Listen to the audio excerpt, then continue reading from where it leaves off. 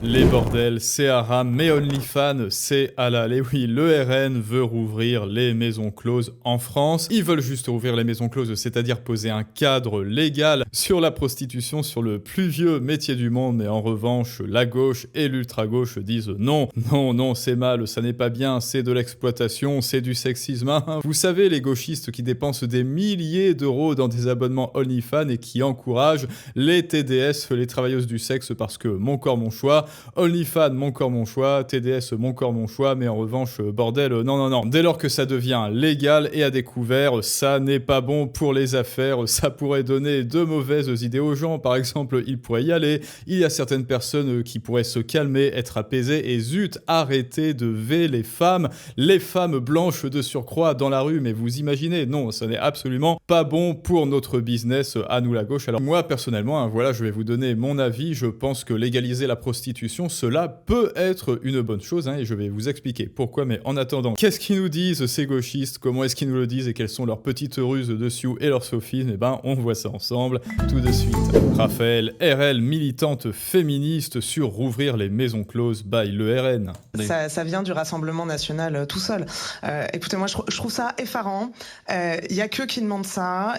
C'est vraiment la vision passéiste par excellence. Voilà, donc ça fait combien de temps là qu'on a lancé la vidéo? 10 secondes. 10 secondes et il y a déjà deux sophismes. Ça vient du RN, alors s'érance. Donc là, procès d'intention, tentative d'isolement et d'ostracisation, ça n'est que le RN, cela n'est que. Or, le RN, c'est mal, alors ouvrir les maisons closes, c'est mal forcément, c'est le diable. Et ensuite, il y a une seconde chose, écoutez bien, car ça, c'est le plus important en termes de manipulation. Hein. Tout seul.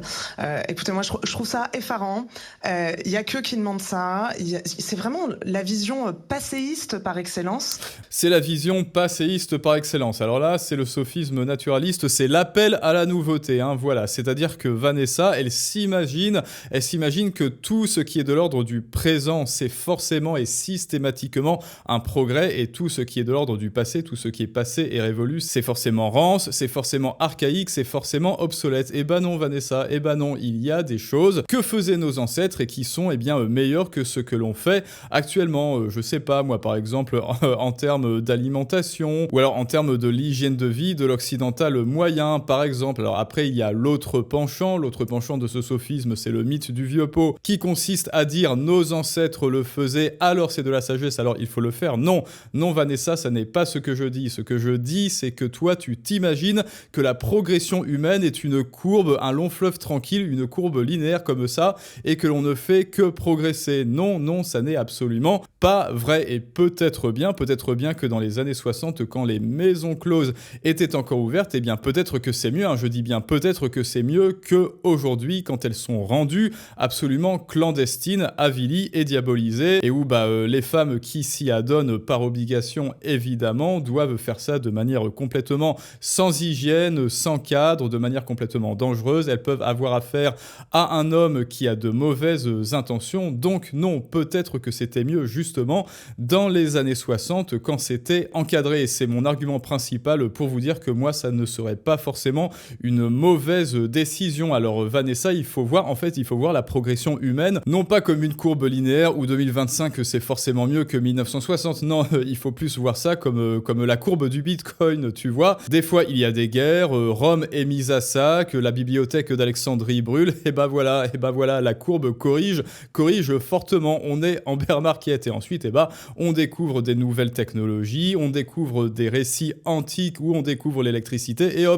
hop, ça repump. Et peut-être, je dis bien peut-être, que ce serait un progrès, ce serait conditionnel un progrès de rouvrir et de réencadrer. Toutes choses étant égales par ailleurs, oui, pour dire ça comme je le dis, il faut un certain cynisme, c'est-à-dire il faut un certain réalisme désabusé. Moi, je crois que la prostitution ne disparaîtra vraiment jamais, tout comme les guerres, tout comme la famine et tout comme la maladie. Oui, c'est cynique, mais je crois que c'est plutôt réaliste. Effectivement, il faudrait réduire les guerres à peau de chagrin, il faudrait réduire au minimum la prostitution, il faudrait réduire au minimum les maladies, il faudrait réduire au minimum les imbéciles dans l'espèce humaine, mais bon, ça n'est pas toujours possible, Vanessa, et au moins, celle qui s'y adonne, comme on le dit, de manière clandestine, sans cadre, peut-être qu'elle serait plus en sécurité, au chaud, dans une maison close, avec un tollé taulier ou une taulière et elles font ça dans un cadre sécurisé. Les consommateurs seraient obligés de se laver avant, ils seraient obligés de se protéger, il y aurait un contrat,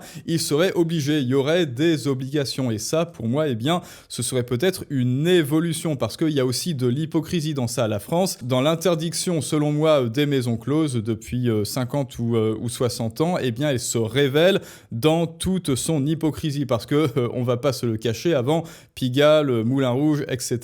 et d'autres quartiers chauds de Paris, eh bien, c'était la spécialité de Paris et a fortiori des Français. Mais un jour, on s'est dit non, regardez, on est pieux, on est contre la prostitution, alors on va clandestiniser, on va avilir et on va diaboliser la prostitution, c'est-à-dire le seul paramètre qui très certainement ne disparaîtra jamais tant que l'homme sera sur Terre. Mais bon, après, écoutez, on va continuer d'écouter Vanessa sur ses entrefaits. Il n'y a plus de maisons closes en France depuis 1946. Il y a quelques... Il y a quand même de la prostitution. Bien sûr, et il y a quelques semaines d'ailleurs, on a eu une étude...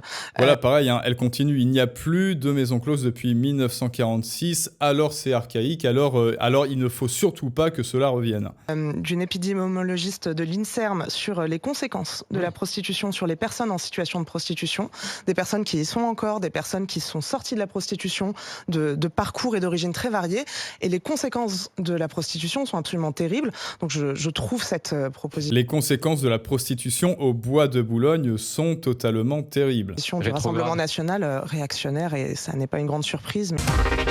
Réactionnaire, bah non, c'est plutôt ta réaction qui est réactionnaire. Mais évidemment, hein, comme je vous l'ai dit, ça n'est pas bon pour leurs affaires. Hein. Pourquoi ? Bah parce qu'il y a plusieurs paramètres à prendre en compte. Si dès lors qu'il y a des femmes, donc des prostituées qui jusque-là agissaient, exerçaient de manière illégale, et bien dès lors qu'il y a un cadre légal, et bien cela signifie que peut-être qu'il y a des personnes qui sortiraient du trou et qui iraient dans les maisons closes de manière complètement légale plutôt que de faire ça sous le manteau, ce qui veut dire qu'il y aura peut-être moins de pression sexuelle et que les hommes seraient peut-être... Alors, un certain type d'homme, je n'en dirai pas plus, peut-être qu'il faudrait installer des maisons closes près des mosquées pour apaiser certains types de personnes et peut-être que là, il y aurait moins de V dans les rues. Hein. Je ne dis ça, je ne dis rien, mais du coup, mince, il y aurait moins de V de femmes blanches, mince. On pourrait moins instrumentaliser, on pourrait faire moins de généralisation abusive que les hommes sont tous des connards, ce sont tous des V, on pourrait moins diaboliser l'homme et de ce fait, eh ben, on bloquerait toutes nos subventions pour combattre cet ennemi imaginaire qui est le méchant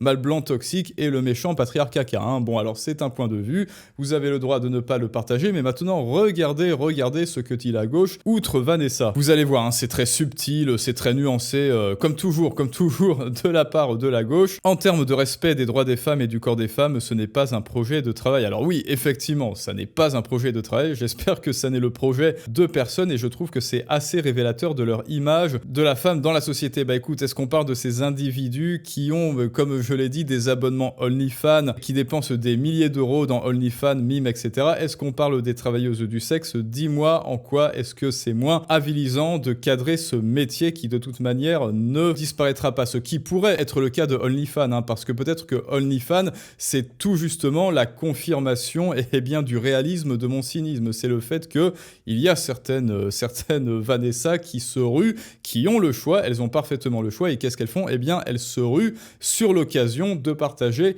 leur charme. Comment est-ce que ça se fait ? Eh bien, parce que c'est une tendance chez l'être humain qui certainement ne disparaîtra jamais quelque part. Il faut que Vanessa accepte qu'elle est en train de faire du double discours. La France n'a pas de budget, et pendant ce temps-là, la priorité du RN, rouvrir les maisons closes. Alors non, je ne pense pas que cela soit une priorité, donc là, eh ben, écoutez, procès d'intention, hein, comme d'habitude, et ça y est, tous les vieux simp puissance 4 de France vont voter pour le RN juste pour se ruiner en maison close. Là, pareil, procès d'intérêt, ça n'est pas parce qu'on se dit qu'une proposition pourrait être bénéfique qu'on est forcément consommateur, que l'on sera forcément consommateur de cette proposition. Alors moi, bon voilà, personnellement, cela ne m'intéresse pas. Cela ne m'intéresse pas a priori de consommer ce genre de service. Pourquoi pas, juste pour faire l'expérience. Non, voilà. Mais je crois en revanche qu'à l'échelle de la société, oui, contrairement à ce que dit Vanessa, cela pourrait être un progrès, la légalisation de ce genre de service, c'est que cela pourrait sortir la jante féminine, enfin certaines femmes de la clandestinité. Les maisons closes ont justement été fermées en raison des mauvais traitements, mais là, pareil, un sophisme, le sophisme de la fausse répétition. Ça n'est pas parce que les maisons closes ont été fermées pour violence que si on les rouvre, eh bien, les tauliers ou les taulières seront à nouveau violents, hein. Il y a un truc qui s'appelle justement le progrès, mais apparemment pour eux, le progrès, c'est toujours de l'ordre de l'ésotérisme et du discursif, mais ça n'est jamais de l'ordre de la mise en application. Je pense que si on rouvre des maisons closes, eh bien, ces maisons closes seront totalement différentes en termes de système administratif que les maisons closes des années 40. Cela va de soi pourtant, mais non, Adrien Godard. Une fois de plus, ces gens se trahissent dans leur pensée d'arrière-garde, et avec la technique du Darvaux, ils disent que ce sont les autres qui sont dans un combat d'arrière-garde. Enfin bref, voilà, vous avez vu ça. Mais heureusement, il y a des gens qui sont plus raisonnables que d'autres. Alors voilà,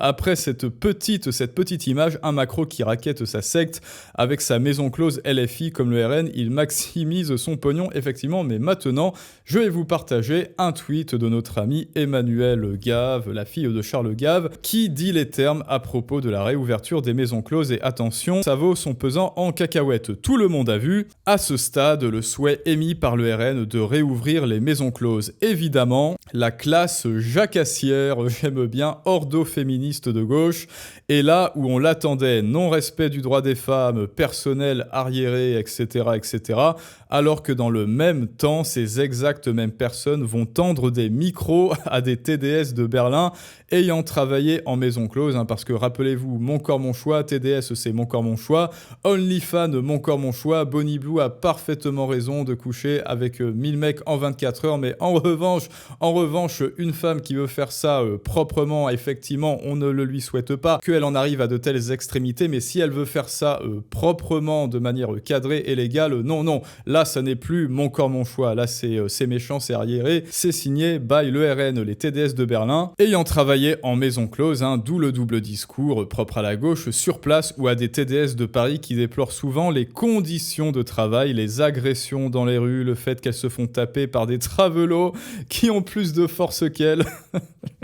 Voilà, non mais ça, voilà, c'est toute l'hypocrisie de la gauche qui dit que dans les maisons closes, oui, il va y avoir de la violence, etc. Mais chez les TDS, non, pas du tout, qui ont plus de force pour des coins, sans compter le froid et le manque d'hygiène, hein, ça aussi, l'hygiène, vous allez, alors je connais plus le nom du bordel extrêmement connu à Berlin, et ben voilà, les femmes font ça dans des bonnes conditions. Alors, je n'y suis jamais allé, non, trop tard, Jean-Kévin, pas de procès en insincérité, je n'y suis jamais allé, mais je sais de sources sûres que les draps sont propres, que le sol est propre, que tout le monde est propre, qu'il y a des bougies, que ça sent bon. Enfin, c'est peut-être quand même mieux que de faire ça entre deux travelots du bois de Boulogne. Je sais pas, dites-le moi en commentaire. Le fait qu'elles se font taper donc par ces mêmes travelots qui ont plus de force, sans compter le froid, le manque d'hygiène de certains clients, ce que des maisons aideraient à mettre à plat. Bien sûr, si l'on part du principe qu'une certaine prostitution existera toujours, hein, donc Emmanuelle Gave a le mérite d'être d'accord avec moi. Non, ça aussi c'est un sophisme, attention,